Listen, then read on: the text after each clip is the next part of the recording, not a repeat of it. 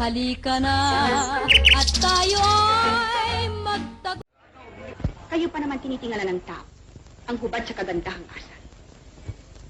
Hindi ako naawa sa aking sarili. Sapagkat alam kong dapat kong kalagyan. Sa inyo. Sa inyong lahat na bulag sa malabis na pagmamahal sa inyong mga sarili. I'm sorry. Buti pang malis na ako bago ako makalimot sa aking sarili. Anna, please. At maglaro. Oo. Tinulungan mo nga akong maging tao. Ngunit sa kapangyarihan ng iyong panibugho, ay ginawa mo naman akong hayop na pinangilagan at pinagdirian ng lahat.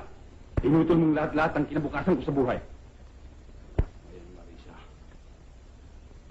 ako ay isang patay lamang bumabalik upang maningil ng pautang. Sa sikat ng buwan. Ikaw pala. Ano? Kumusta? Marahil naman ngayon ay nabawasan na yung sama ng loob, ano? At may tutulad na kita sa ibang lalaking nabubuhay sa ibabaw ng daigdig. Magtago ka, mata ko'y Oh, baby.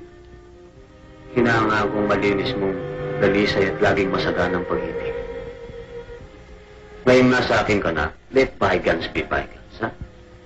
Kailangan sa'yo magpataba. Pakinabangan naman kita. Huwag kang mag-alala. Alam kong mahal mo ako. aking tatakpan. Ay humahamon kahit ikaw ay maton. Walay! Hindi tatakas. Walay! Handang matoda. Walay! Bangkot. Walay mga!